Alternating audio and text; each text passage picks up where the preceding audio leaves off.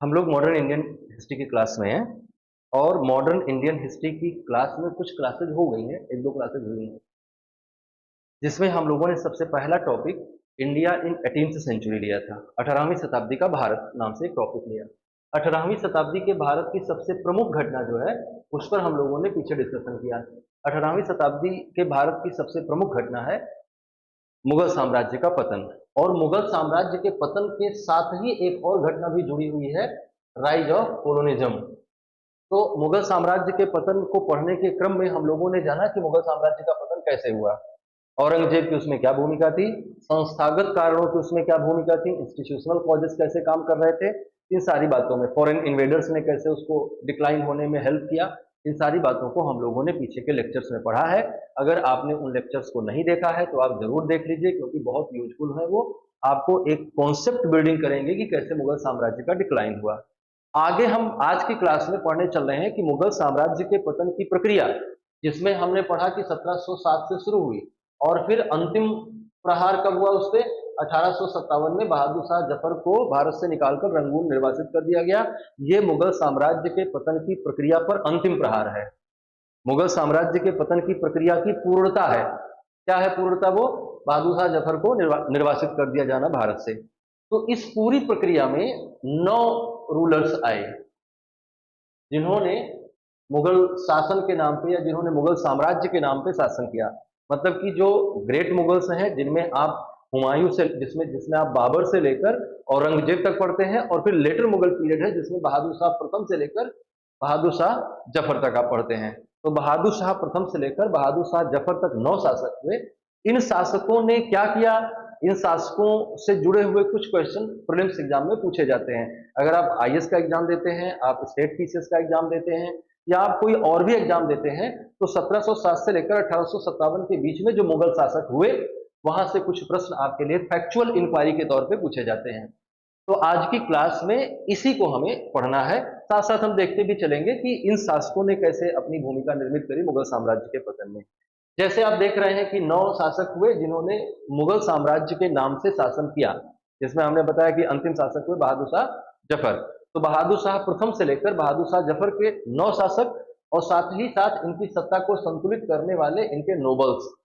Nobles का development भी इसी में हो रहा है, और बहुत सारा सत्ता संघर्ष चल रहा है, क्योंकि मुगलों में किसी भी तरह से सक्सेशन का कोई स्पष्ट नियम नहीं था, और सक्सेशन का स्पष्ट नियम ना होने के कारण से हर बार सत्ता संघर्ष होगा, और हर बार के सत्ता संघर्ष में कोई ना कोई ऐसा नोबल खड़ा होगा जो राजा को सपोर्ट करके उसको राजा बनाएगा। जिसमें आप कई नाम आगे देखेंगे, जिसमें से जुल्फिकार खान था, जिसमें से सैयद ब्रदर्स आए, और उसके बाद इमादुल मुल्क आया। तो ऐसे कई सारे लोग डेवलप हुए, जिनमें से सैयद ब्रदर्स को तो किंग मेकर भी कहा जाता है। तो इनके बारे में हम एक एक करके सिस्टमेटिकली पढ़ते चलते हैं, उनके अचीवमेंट्स को देखते चलते हैं। अचीवमेंट जैसा तो कुछ है नहीं, लेकिन उन्होंने जो कुछ भी किया उसको हम आगे देखते चलते हैं। तो इस क्रम में सबसे पहले शासक है बहादुर शाह प्रथम। इनका वास्तविक नाम है मुअज्जम। ये औरंगजेब के 3 बेटों में से एक हैं। औरंगजेब की मृत्यु के बाद सत्ता संघर्ष, जैसा कि मैंने कहा कि सक्सेशन वॉर शुरू हुआ, वॉर ऑफ सक्सेशन शुरू हुआ, जो कि मुअज्जम, आजम और कामबख्श के बीच में हुआ। ये तीनों औरंगजेब के बेटे हैं। इनमें से मुअज्जम सफल हुआ, और मुअज्जम ने बहादुर शाह प्रथम की उपाधि ली, और बहादुर शाह प्रथम के नाम से इसने शासन प्रारंभ किया। तो बहादुर शाह प्रथम कौन है? इनका वास्तविक नाम मुअज्जम है। 1707 में औरंगजेब की मृत्यु के बाद ये अगले शासक हुए। इन्होंने बहादुर शाह की उपाधि से शासन करना शुरू किया, और साथ ही साथ इन्होंने शाह आलम की भी उपाधि धारण करी। ये चूंकि काफी उम्र में शासक हुए थे, लगभग 62 ईयर्स इनकी एज थी जब इन्होंने सत्ता संभाली। तो ये शासन की नीतियों और दरबार के षड्यंत्रों से अपने आप को, दरबार से ही अपने आप को दूर रखते थे। बहुत सारी चीजों के बारे में उनको जानकारी नहीं रहती थी। तो एक इतिहासकार था जिसका नाम है खफी खान। खफी खान ने इनके लिए एक शब्द प्रयोग किया है, साहे बेखबर। तो साहे बेखबर किस शासक, साहे बेखबर के नाम से किस शासक को जाना जाता था? तो बहादुर शाह प्रथम को हम साहे बेखबर के नाम से जानते थे। और साहे बेखबर के शासन काल में जो सबसे बड़ी चुनौतियां थी, या यूं कह लो कि लेटर मुगल पीरियड में या मुगलों के काल में जो सबसे बड़े चैलेंजेस थे, उन्हीं पर हमें देखना होगा कि इन्होंने उन चैलेंजेस को कैसे मीट आउट किया, उसके लिए क्या समाधान निकाला। तो इनके मेजर चैलेंजेस, हम ये नहीं कह रहे हैं कि ये मेजर चैलेंजेस बहादुर शाह प्रथम के थे, बल्कि हम ये कह रहे हैं कि औरंगजेब के रूलिंग पीरियड से ही मुगल साम्राज्य के समक्ष जो तीन सबसे बड़ी चुनौतियां थी, उनमें थे राजपूत, सिख और मराठा। और आगे चलकर उत्तरवर्ती मुगल शासकों के शासनकाल में इनमें से कुछ कुछ चुनौतियां और बढ़ती भी जाएंगी, जिनमें जाट आ जाएंगे, जिसमें रूहेले आ जाएंगे, जिसमें बुंदेल आ जाएंगे, और ये सब अपना अलग अलग राज्य स्थापित करेंगे। इसके अलावा हैदराबाद, बंगाल, अवध, ये सब अलग तरह के चैलेंजेस खड़े करेंगे और ये साम्राज्य को विघटित कर देंगे। तो देखना ये है कि ये जो चैलेंजेस इनके सामने थे, उनको इन्होंने कैसे समाप्त करने का प्रयास किया। तो उस क्रम में हमें आपको ये बताना है कि इन्होंने इन तीनों चैलेंजेस को समाप्त करने के लिए, एक तो रास्ता था, पावरफुल रूलर क्या करता है, आक्रमण करता है, विजय करता है और अपनी अधीनता स्वीकार करने के लिए बाध्य करता है। लेकिन मुगल साम्राज्य की स्थिति अब वो नहीं रह गई है जो अकबर, शाहजहां या जहांगीर के शासनकाल में थी। अब इनके पास एक रास्ता है कि इनके साथ कैसी नीति का पालन करें, सुलह की नीति का पालन करें। और ये चैलेंजेस को अगर आप उसके साम्राज्य की दृष्टि से देखेंगे तो उसके साम्राज्य का एक बड़ा हिस्सा यहाँ संघर्ष चल रहा है, जिसमें बीजापुर, गोलकुंडा, मराठे, ये सब आपस में भी लड़ रहे हैं। और साथ साथ इसमें से जो सफल होगा वो इंक्रोचमेंट ही है। किसका इंक्रोचमेंट है? मुगल टेरिटरी का। इधर सिख जो है पावरफुल हो रहे हैं। अभी जब हम बात कर रहे हैं बहादुर शाह प्रथम की, तो उस समय गुरु गोविंद सिंह, जो कि सिखों के 10वें गुरु हुए, खालसा पंथ की स्थापना करी। खालसा पंथ मतलब एक सैनिक संगठन की स्थापना करी, सैनिक राज्य की स्थापना करी। हालांकि गुरु गोविंद सिंह के साथ जो बहादुर शाह प्रथम के संबंध थे वो अच्छे थे, और जब वो अपने सक्सेशन वॉर में था तो गुरु गोविंद सिंह ने उसकी सहायता भी करी थी, और गुरु गोविंद सिंह के साथ उसने बातचीत करके अपना एक अच्छा माहौल बनाने का प्रयास किया। हालांकि बाद में बंदा बहादुर आएंगे तो वो खुलकर विद्रोह करेंगे मुगल सल्तनत के विरुद्ध, जिसका परिणाम ये होगा कि आगे चलकर पंजाब एक स्वतंत्र राज्य के रूप में स्थापित हो जाएगा, जिसमें वर्तमान समय का पंजाब और वर्तमान समय का पाकिस्तान का क्षेत्र, थोड़ा बहुत जम्मू कश्मीर का क्षेत्र शामिल हो जाएगा। थोड़ा बहुत क्या, पूरा ही जम्मू कश्मीर शामिल रहेगा। तो यहाँ मराठे हैं, यहाँ सिख हैं, और इनके बीच में राजपूत हैं। तो एक बहुत बड़ा साम्राज्य इनका उथल पुथल से भरा हुआ था, जिसके समाधान के क्रम में इनके पास, हमने बताया कि दो विकल्प थे। ताकतवर शासक क्या विकल्प अपनाता है? वो आक्रमण करता है और जो उसकी कंपटीटर पावर है उसको अपनी सुजरेनिटी में ले आता है। लेकिन इनके पास इतनी क्षमता नहीं थी, तो इन्होंने विजय के स्थान पर सुलह को साम्राज्य का आधार बनाया और इन सभी के साथ बेहतर संबंध बनाने का प्रयास किया। जैसा कि मैंने बताया कि राजपूतों के साथ इनका जो राइवलरी था, राजपूतों के साथ जो राइवलरी थी वो जसवंत सिंह के कारण से थी। जसवंत सिंह की मृत्यु के बाद अजीत सिंह को मारवाड़ का उत्तराधिकारी मानने से मना कर दिया था औरंगजेब ने, जिसके कारण से मारवाड़ के साथ मुगलों का संघर्ष शुरू हुआ था। और मारवाड़ के इस संघर्ष में आमेर ने भी साथ दिया था, क्योंकि आमेर का जो राजा था उसकी बहन थी जसवंत सिंह की पत्नी। मतलब कि जिस अजीत सिंह को मारवाड़ के लोग, खासतौर से दुर्गादास राठौर, जिसको मारवाड़ राज्य का उत्तराधिकारी मान रहे थे, वो जय सिंह का भांजा था। तो आमेर भी उसके पक्ष में था। तो आमेर और मारवाड़ को संतुष्ट किया। कैसे किया? उनकी जो टेरिटरी थी, उनकी जो मांगे थी, उनको मानकर उनके उनके पद को स्वीकार कर लिया गया और अजीत सिंह को मान लिया गया कि आप ही राजा हैं। तो इस तरह से राजपूतों की समस्या का समाधान इन्होंने किया। सिखों की समस्या का समाधान तो करना ही नहीं था, क्योंकि गुरु गोविंद सिंह के साथ इनके संबंध अच्छे थे, लेकिन इनके साथ निगोशिएशन भी हुआ। But after the death of गुरु गोविंद सिंह, बंदा बहादुर बिकेम इन द पावर। बंदा बहादुर स्टार्टेड प्रैक्टिसिंग ऑफ गुरु। तो इस तरह से जब बंदा बहादुर आया और उसने ताकत से साम्राज्य को हिलाया, मतलब कि सिख साम्राज्य के लिए उसने चुनौती शुरू करी। हालांकि तब तक इनका रूलिंग पीरियड जा चुका था। 1712 में ही इनकी मृत्यु हो जाएगी। 1712 में इनकी मृत्यु के बाद, अच्छा, डेक्कन कैंपेन मराठों के लिए क्या क्या ये जान ले, फिर हम मृत्यु पे आते हैं। दक्कन के लिए क्या क्या? मैंने कहा कि दक्कन में सबसे बड़ा चैलेंज मराठे थे इनके लिए। तो मराठों के चैलेंज को कैसे इन्होंने मीट आउट किया? जब औरंगजेब का रूलिंग था तो औरंगजेब और संभाजी महाराज के बीच में एक युद्ध होता है। संभाजी महाराज पराजित होते हैं और अंततः संभाजी महाराज की हत्या कर दी जाती है। संभाजी महाराज की दो पत्नियां होती हैं, एक का नाम येसुबाई रहता है और एक का नाम ताराबाई रहता है।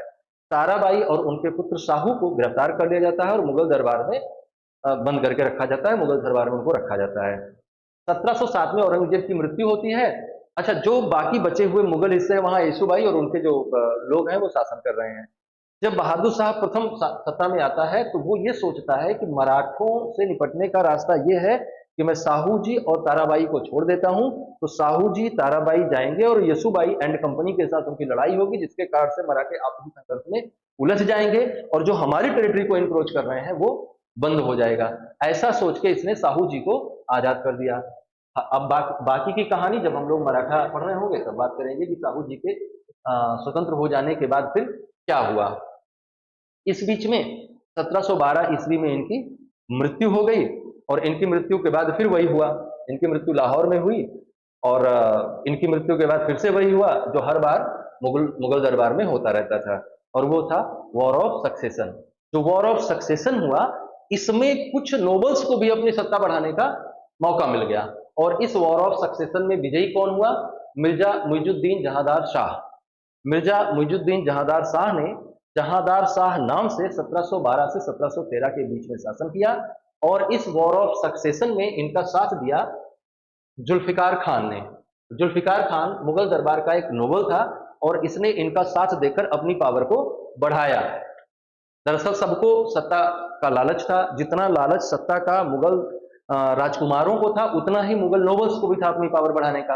तो उसी का परिणाम हुआ, और ये जो जहांदार शाह थे ये इस बात को रोक नहीं पाए, क्योंकि ये प्लेजर लविंग रूलर थे, कमजोर शासक थे, और इनका जो व्यवहार था वो एक कठपुतली शासक का था, पपेट रूलर थे, और इन पर जो असली नियंत्रण था वो इनके पावरफुल मिनिस्टर्स और दरबारियों का नियंत्रण था। एक और इनकी समस्या थी, जहांदार शाह के अलावा इनकी एक और समस्या थी। वो समस्या थी एक डांसिंग गर्ल लाल कुंवर। लाल कुंवर के इतने प्रभाव में आ गए कि लाल कुंवर को इन्होंने छत्र दे दिया। वो शासन के मामलों में हस्तक्षेप करने लगी, दरबार में हाथी पर चढ़ के आती थी, वो आती थी तो नौबत बजती थी। नौबत मतलब कि बड़े लोगों के स्वागत में बजाए जाने वाला बाजा। जैसे जब आपकी शादी होती है तो बड़ा ढोल नगाड़े के साथ अजीम उस्सान शहंशाह वाला गाना बजता है और आप राजा की तरह आपके साथ व्यवहार किया जाता है। लेकिन शादी के कुछ समय बाद आपका व्यवहार, आपके प्रति व्यवहार जो है वो राजा से हटके क्या हो जाता है? नौकर वाला हो जाता है। तो एक दिन आप भी राजा जैसा अनुभव कर, तो वैसा इसका स्वागत होता था आने पर। ये नर्तकी थी, तो ये इनका बदनामी का कारण बनी, या जो भी कह लीजिए, इतिहास में इनको अच्छी निगाह से नहीं देखा जाता, उसका यही सारा कारण था। और इनके कारण में जो इनके पीरियड में जो शासन में हीला हवाली का दौर चल रहा था, खराब शासन चल रहा था, उसका फायदा उठाया फर्रुखसियर ने, और फर्रुखसियर ने दो लोगों को सेट किया। अच्छा, ये दोनों लोग भी अपनी पावर बढ़ाना चाहते थे। इन्हें सैयद ब्रदर्स के नाम से जाना जाता है, इतिहास इन्हें किंग मेकर के नाम से जानता है। और सैयद ब्रदर्स ने क्या किया? अपनी पावर बढ़ाने के लिए, जुल्फिकार खां को हटाने के लिए, जुल्फिकार खां को किनारे किया और जहांदार शाह को गिरफ्तार करवा लिया एक युद्ध में, और फिर बाद में उसको जेल में ही फर्रुखसियर की अनुमति पर उसको मृत्युदंड दे दिया गया। वो मर जाते हैं और अगले शासक बन जाते हैं फर्रुखसियर, जो कि 1713 से 1719 तक शासन करेंगे। इनका वास्तविक नाम है फर्रुखसियर इब्न अजीमुस्सान। तो ये साहब जो हैं फर्रुखसियर, ये किसकी कृपा से आए गद्दी पर? ये आए सैयद ब्रदर्स की कृपा से। और सैयद ब्रदर्स जो हैं वो कौन लोग थे? उनमें से एक नाम था अब्दुल्ला खान बाराहा, और उनके छोटे भाई हुसैन अली खान बाराहा। ये दोनों ने फर्रुखसियर को सत्ता पर बिठाया, फर्रुखसियर को हटाया, फिर दूसरे को लाया, ये करते रहे ऐसा। इसीलिए इतिहास इन्हें किंगमेकर के नाम से जानता है। फर्रुखसियर को घृणित कायर भी कहा गया है इतिहास में, क्योंकि ये बिल्कुल किसी काम के नहीं थे, बिल्कुल नकारा थे। इनके शासन काल में सारी सत्ता ये सैयद बंधुओं के हाथ में थी। ये पपेट एम्परर थे, control by the Syed brothers, who became famous as king makers of the Mughal court. इन्हें मुगल कोर्ट में किंग मेकर्स के नाम से जाना जाता है। इन्हीं का असली प्रभाव था, और जो समस्याएं हम पीछे डिस्कस करके आए हैं मुगलों के समक्ष, वो अभी भी हैं, बल्कि वो बढ़ती ही जा रही हैं। मराठे एक समस्या थे, सिख एक समस्या थे, राजपूत एक समस्या थे, अब जाट, बुंदेले, रूहेले, ये भी एक समस्या के रूप में मुगल साम्राज्य पर अपना स्ट्राइक शुरू करेंगे और उनकी टेरिटरीज को इनक्रोच करना शुरू करेंगे।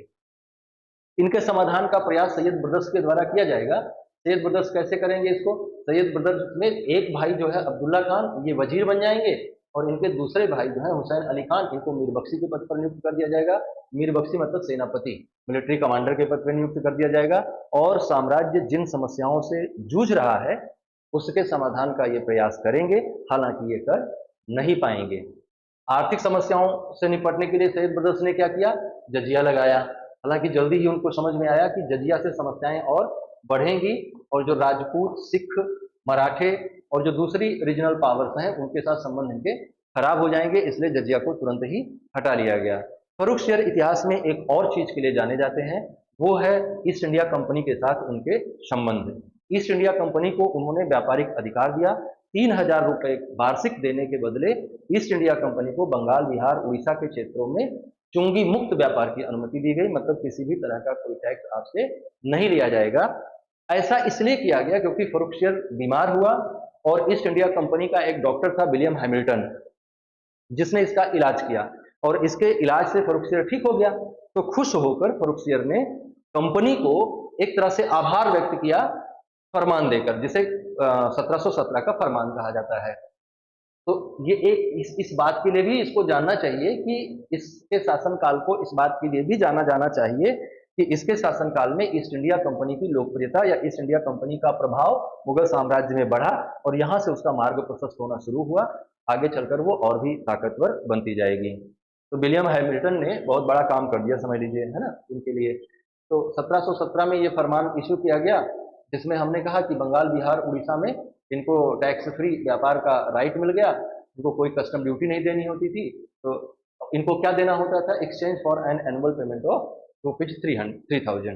300 रुपया सालाना देना है, फ्री में व्यापार करना है, चाहे जितना व्यापार कर लीजिए, है ना। तो हम ये बात आप ध्यान रखेंगे। फर्रुखसियर का अंत भी ऐसे ही हुआ क्योंकि फर्रुखसियर नाकाबिल व्यक्ति थे, तो इन्होंने षड्यंत्र किया। नाकाबिल व्यक्ति षड्यंत्रकारी ज्यादा होते हैं।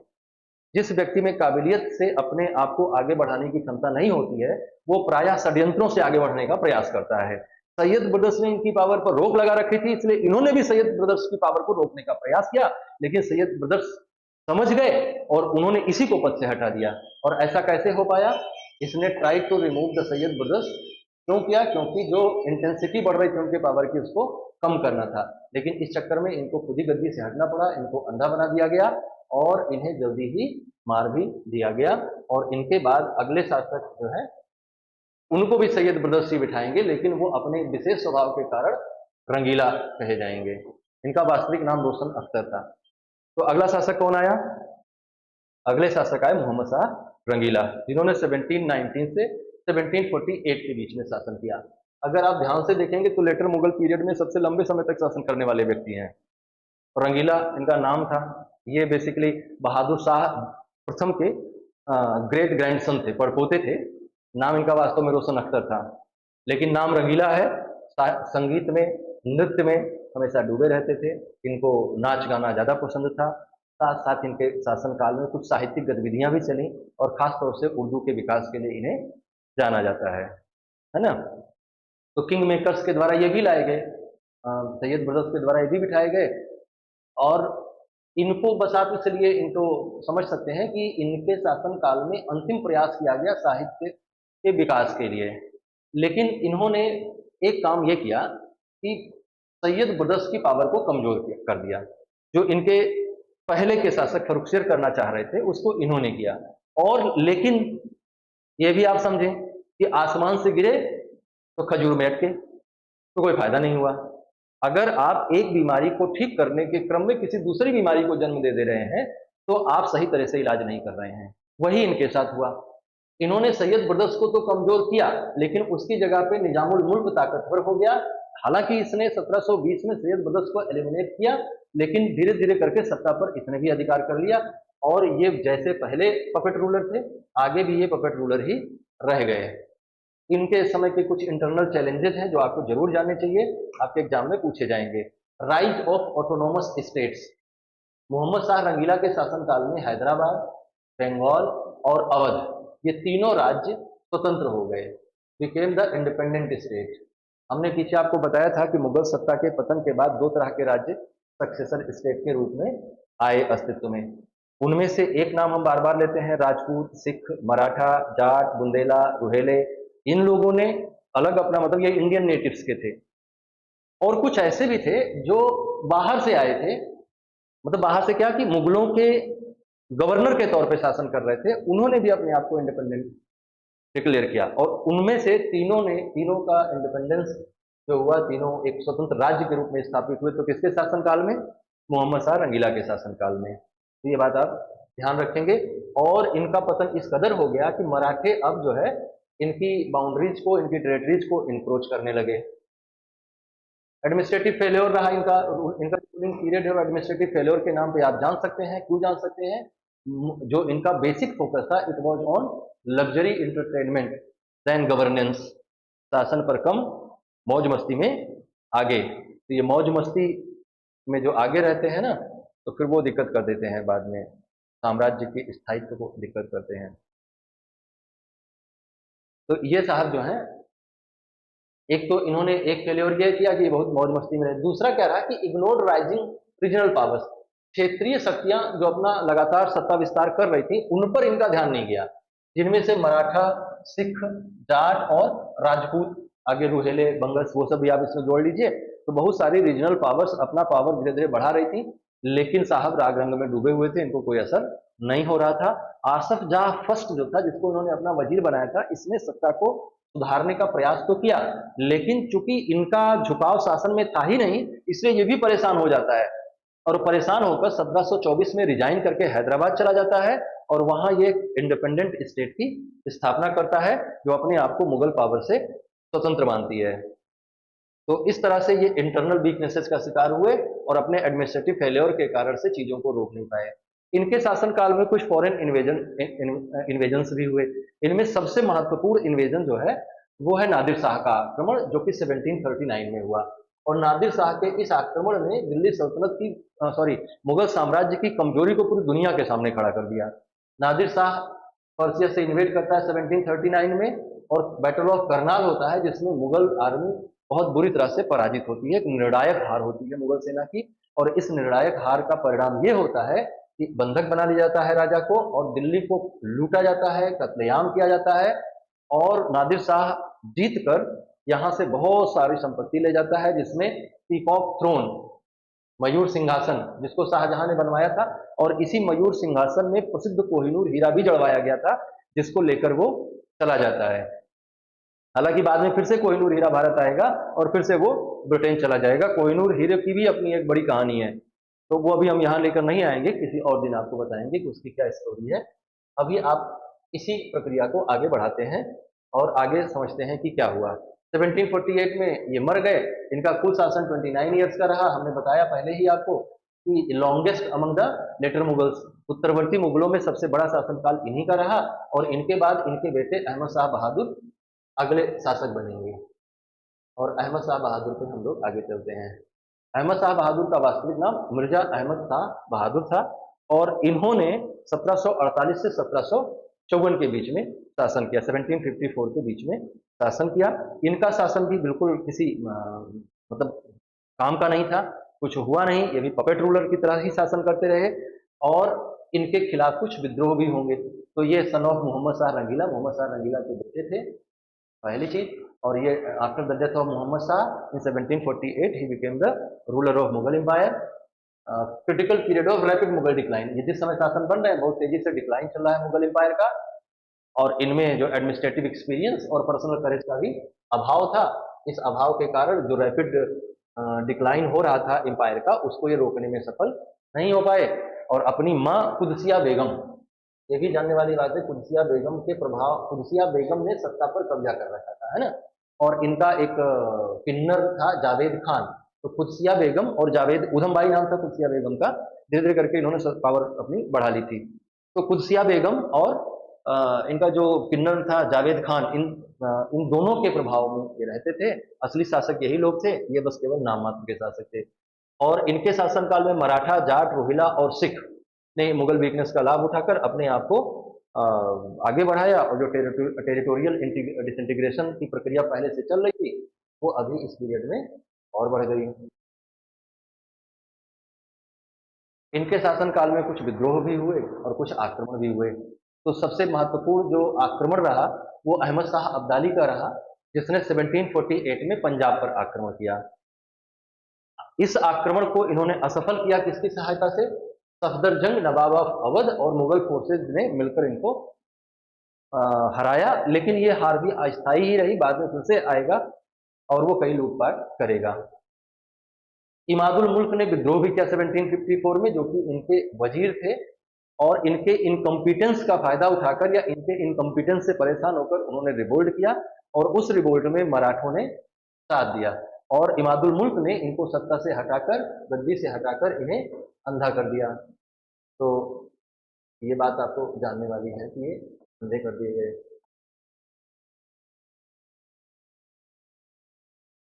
और 1754 तक उसी में रहे।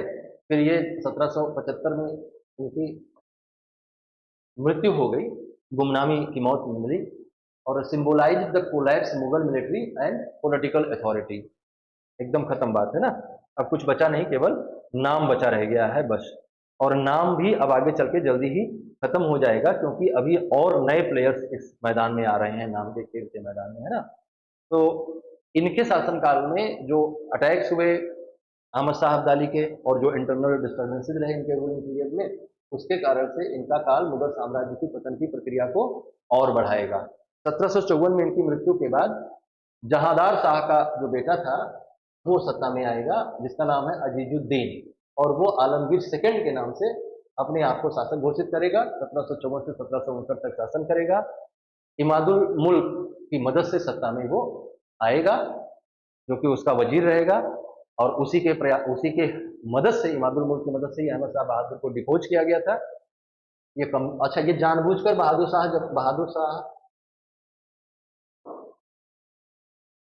इसे जानबूझकर इमादुल मुल्क ने चुना था, क्योंकि ये जहांदार शाह का बेटा था, बूढ़ा हो गया था, और जानता था कि जब तक ये सत्ता पे रहेगा मैं अपनी सारी पावर्स को अच्छे से एंजॉय कर पाऊंगा।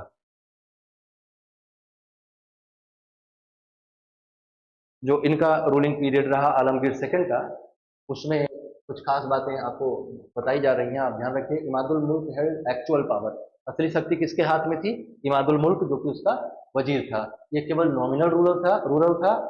और empire continued to crumble as internal intrigues and noble factions. दरबार में जो षड्यंत्र हो रहे हैं वो दरबार की शक्ति को और खराब कर देंगे, और नाम मात्र के ये शासक रह जाएंगे। आंतरिक षड्यंत्र और कुलीनता की गुटबाजी इनको समाप्त कर देगी। इन्हीं के शासनकाल में इमादुल मुल्क और नजीबुद्दौला और मराठे, इन सबका एक संगठन बनता है, जो साम्राज्य को, मुगल साम्राज्य को और कमजोर कर देता है। पीछे जो अहमद शाह अब्दाली के आक्रमण हुए थे, उनमें हमने बताया कि उसको सफदरजंग की सहायता से मुगल सेना ने पीछे ढकेल दिया था। लेकिन इनके शासनकाल में भी फिर से आक्रमण शुरू होगा, और 1757 में अहमद शाह अब्दाली ने दिल्ली पर आक्रमण किया और पूरे शहर को लूट लिया, और लूटने के बाद अपने बेटे तैमूर शाह को पंजाब का गवर्नर नियुक्त किया। और ये जो अहमद शाह अब्दाली के बार बार आक्रमण हो रहे हैं, इससे पहले नादिर शाह के आक्रमण हुए, इन आक्रमणों ने मुगल साम्राज्य के पतन की प्रक्रिया को और तेज कर दिया। आगे चलकर इमादुल मुल्क द्वारा ही आलमगीर द्वितीय की हत्या कर दी जाएगी, और एक शक्तिहीन सम्राट का बहुत बुरी तरह से अंत हो जाएगा। और इस तरह से अगले शासक पे हम लोग आ जाएंगे। एक्सटर्नल थ्रेट्स में मैंने बताया कि वो जो है प्लंडर द सिटी, कौन प्लंडर किया? अहमद शाह अब्दाली। तो इनकी वीकनेस और ज़्यादा दिखी, और इनका असिसिनेशन इमादुल मुल्क के द्वारा किया गया, मतलब इनकी हत्या इमादुल मुल्क के द्वारा की गई, और इस तरह से की गई कि इनको हटा के यमुना नदी में फेंक दिया गया, इनकी बॉडी को। तो अब आप सोच सकते हैं कि इनको सम्मानजनक अंतिम संस्कार भी नहीं मिल पाया। क्यों? क्योंकि इनके जो आंतरिक समस्याएं थी, उनका ये समाधान ढूंढने में असफल रहे। शाह आलम थर्ड आते हैं, इनका नाम अली गौहर है, वास्तविक नाम अली गौहर है, और ये आलमगीर द्वितीय के बेटे हैं।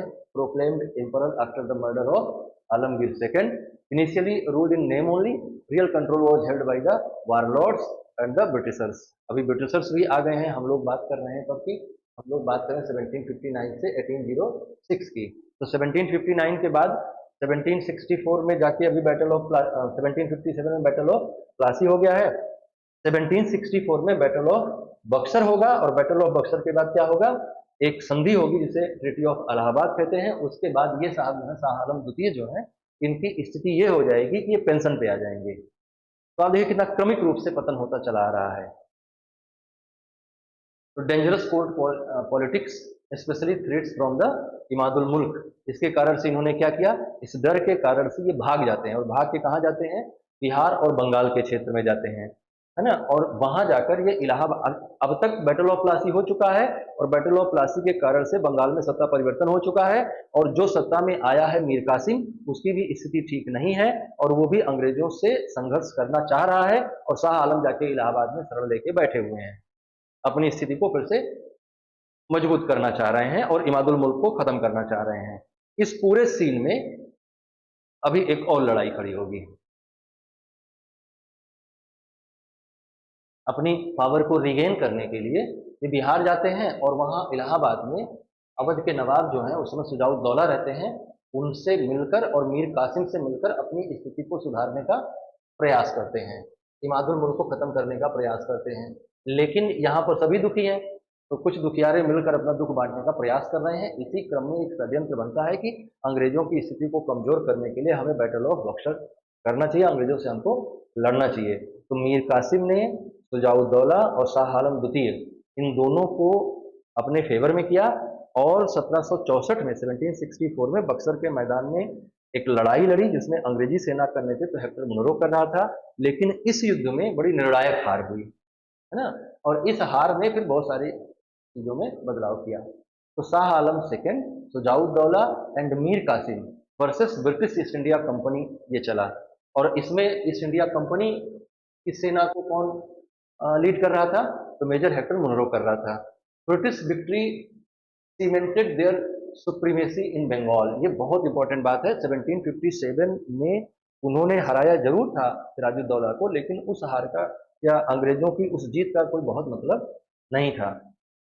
लेकिन इस विजय ने क्या किया? Cemented their supremacy in Bengal, Bengal में उनकी सुप्रीमेसी को स्टेबल कर दिया और साथ ही साथ पूरे भारत के खोखलेपन को भी उजागर कर दिया। और जब 1764 में बैटल ऑफ बक्सर हो रहा है, उससे पहले 1761 में थर्ड बैटल ऑफ पानीपत हो चुका है। तो थर्ड बैटल ऑफ पानीपत जो हुआ है उससे क्या हो गया है? उससे ये हो गया है कि मराठे अब कमजोर हो गए हैं और शाह आलम, शुजाउद्दौला और मीर कासिम की संयुक्त सेनाओं की पराजय ये बता रही है कि अब और बचा ही कौन है। मराठे बचे नहीं हैं इतने ताकतवर कि वो मुगल सत्ता के द्वारा जो वैक्यूम बना हुआ है पावर का उसको भर सके, वो भी नहीं बचे हैं और इन तीनों का खोखलापन साबित हो ही गया है। तो अब बचा कौन है? ईस्ट इंडिया कंपनी को समझ में आ गया कि अगर हम स्ट्रैटेजी के साथ, हम बेहतर रणनीति के साथ आगे बढ़ेंगे, बहुत जल्दी ही संपूर्ण भारत पर हम कब्जा कर लेंगे, और वैसा उन्होंने किया। तो बैटल ऑफ बक्सर के बाद क्या हुआ? Shah Alam was forced to sign the treaty of Allahabad. दो इलाहाबाद की संधि हुई थी। एक इलाहाबाद की संधि शुजाउद्दौला के साथ हुई थी जिसके द्वारा उस पर 1 करोड़ रुपए का युद्ध हर्जाना लगाया गया था और कड़ा और मानिकपुर क्षेत्र से ले लिया गया था।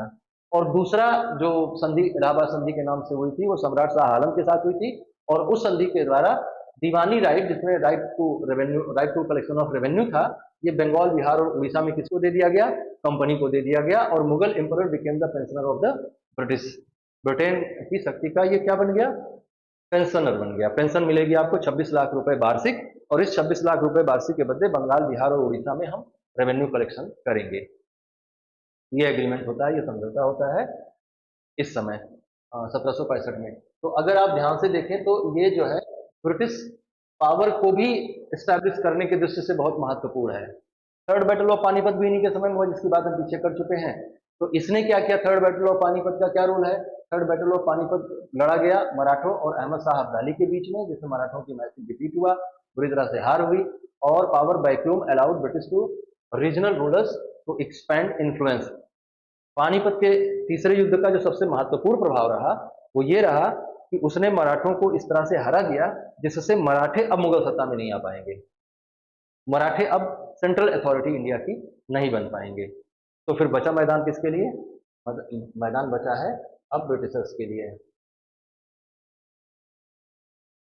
1772 में मराठों के सेनापति थे महादजी सिंधिया, जिनके प्रयासों से दिल्ली वापस लौटा, और फिर उनके वो symbolically while real control was with Scindia and later the British, बताने की ही बात नहीं है, इसलिए कि ये फैक्ट है, आपको पता होना चाहिए कि 1772 में दिल्ली वापस आया, और 1772 में दिल्ली वापस किसके बल पे आया? तो महादजी सिंधिया मराठों के बल पे आया। तो मुगलों का पेंशनर हो गया और मराठों का गुलाम हो गया। तो इस तरह से ये और ज्यादा पतन की प्रक्रिया आगे बढ़ी। बाद में इसको 1788 में गुलाम कादिर नाम का एक रोहेला चीफ था जिसने आक्रमण किया, इसको अंधा बनाया, मुगल दरबार को लूटा। Later destroyed, later restored by the Mahadji Scindia, lived under Maratha and British protection till his death. और उसके बाद इसने दिल्ली के अपनी मृत्यु तक मराठों और मुगलों के अधीन ये बना रहा। 1806 में इसकी मृत्यु हो गई, मेहरौली इसको दफना दिया गया। इसके बाद इसका बेटा अकबर शाह द्वितीय शासन हुआ, और उसने अगर हम इसके शासन का कुल इवेल्युएशन करें तो complete political irrelevance, rise of British dominance post Buxar, Mughal emperor reduce to a symbolic figurehead, yet remembered for his effort reclaim dignity despite the turbulence era। जिस तरह का ये दौर चल रहा था उसमें इसने अपनी सत्ता को फिर से स्थापित करने का एक प्रयास तो किया, इसलिए आप इनकी थोड़ा तारीफ कर सकते हैं, हालांकि ये कुछ भी बात तारीफ के लायक है नहीं। अब आ गए अकबर शाह द्वितीय, ये भी थोड़े बहुत चीजों के लिए जाने जाते हैं, इनके बारे में भी आप जान लीजिए। मिर्जा अकबर इनका नाम था, शाह आलम द्वितीय के बेटे थे, उनकी मृत्यु के बाद सत्ता में आए। इनका जो सिंहासनारोहण हुआ अंडर द ब्रिटिश सुपरविजन हुआ। तो ये अपने आप में एक फैक्ट है जो आपसे पूछा जा सकता है कि कौन से शासक का सिंहासनारोहण ब्रिटिश सुपरविजन में किया गया, ब्रिटेन के सुपरविजन में किया गया।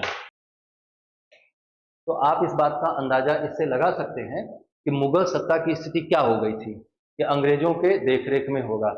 Held the title of king of Delhi, not recognised as a sovereign emperor anymore.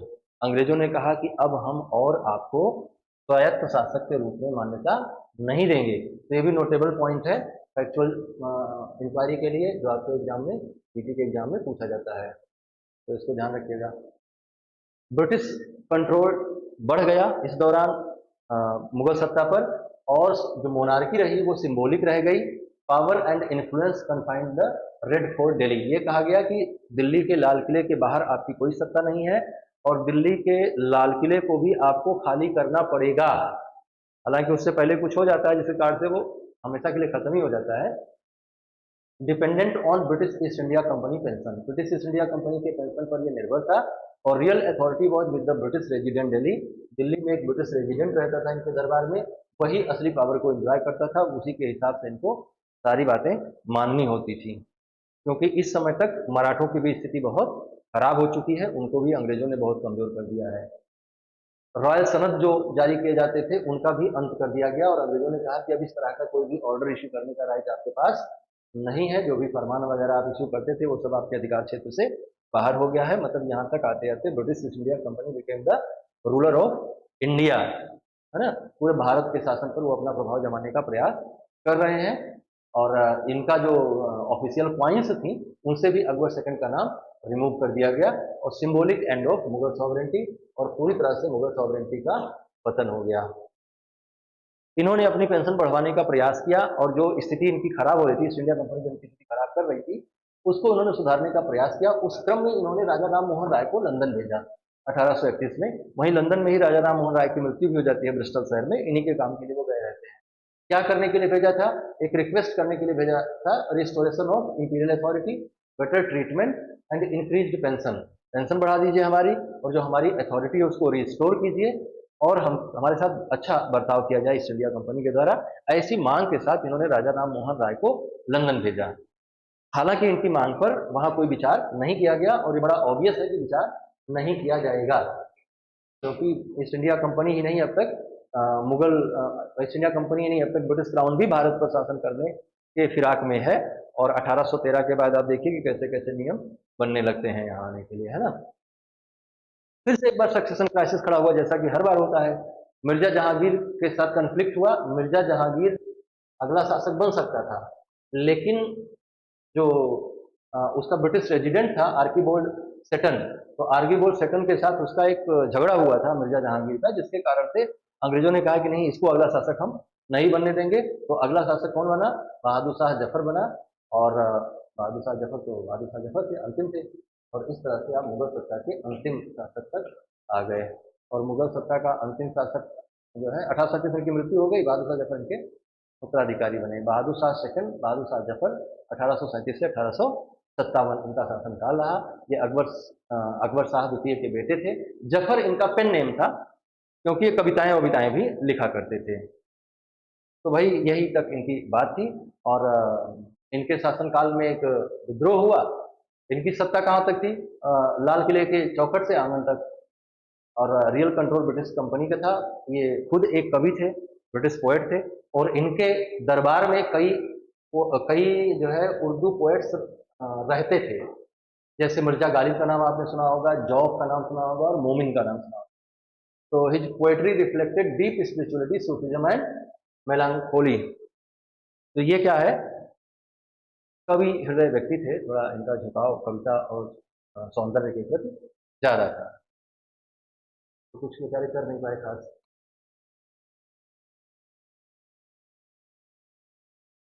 इनके शासन की सबसे बहुत महत्वपूर्ण घटना है वो रिवोल्ट ऑफ 1857 है। यही टर्निंग पॉइंट भी रहा, यही कारण रहा कि आगे चलकर फिर मुगल सत्ता का पूरी तरह से पतन नहीं हो जाएगा। कॉजेज ऑफ रिवोल्ट हम लोग बाद में बात करेंगे, यहाँ थोड़ा सा इंट्रोडक्शन होना चाहिए जब इसका नाम आया है, तो इसलिए यहाँ पे हमने कुछ बातें आपको बता दी हैं कि चर्बी वाले कारतूसों के कारण से ये शुरू हुआ विद्रोह। हालांकि ये बहुत जनरलाइज भी हुआ है विद्रोह के कारण को देखने का। आगे जब हम लोग रिवोल्ट ऑफ 1857 पढ़ेंगे तो वहाँ बहुत डिटेल से डिस्कशन करेंगे कि क्या क्या उसके कारण रहे। Wider resentment against British annexation policies, जैसे डॉक्ट्रिन ऑफ लैक्स था, उसके उसके विरुद्ध लोगों में व्यापक असंतोष था और उस असंतोष ने विद्रोह के कारण को जन्म दिया। इसके अलावा जो सोशियो रिलीजियस इंटरफेरेंस चल रहे थे और इकोनॉमिक डिस्ट्रेस था, उसने भी जो है विद्रोह को कारण दिया। इनका कोई खास रोल था नहीं। विद्रोह मेरठ में शुरू हुआ, दिल्ली में अगले ही दिन आ गया। 10 मई 1857 को मेरठ में उसकी शुरुआत हुई। 11 मई 1857 को वो दिल्ली आ गया। दिल्ली में पहले इन्होंने नानुकर करी, लेकिन बाद में इन्होंने विद्रोही सैनिकों का नेतृत्व करना स्वीकार किया और अंत में इन्होंने अपने आप को भारत का बादशाह घोषित किया। और लोगों से, जो भारत की दूसरी ताकतें थी, उनसे भी ये कहा कि हमारी मदद की जाए। हालांकि लोगों ने क्या ही मदद किया आप जानते हैं, और 1857 का विद्रोह सफल नहीं रहा। 1857 सितंबर 11 मई 1857 को इन्होंने अपने आप को शासक घोषित किया और सितंबर 1857 पर ईस्ट इंडिया कंपनी ने फिर से कब्जा कर लिया दिल्ली पर। और जब दिल्ली पर कब्जा किया तो ये जो है लाल किले में छुपे हुए थे, और लाल किले में छुपे हुए थे तो जो इनका अ, तो ये हमने बताया कि सितंबर 1857 में दिल्ली पर पुनः कब्जा कर लिया गया मेजर हडसन के नेतृत्व में, और इन्हें गिरफ्तार कर लिया गया हुमायूं के मकबरे से। इनके दो बेटों को इन्हीं के सामने मार दिया गया, फांसी दे दी गई और इन्हें रंगून निर्वासित कर दिया गया। 1862 में वहां उनकी मृत्यु हो गई। इनकी पत्नी जीनत महल थी, जिन्होंने इनको बताया कि जो है ये कहाँ छुपे हुए हैं। जीनत महल ने इस लालच में मेजर हडसन को इनका पता बता दिया कि हमारे बेटों को छोड़ दिया जाएगा।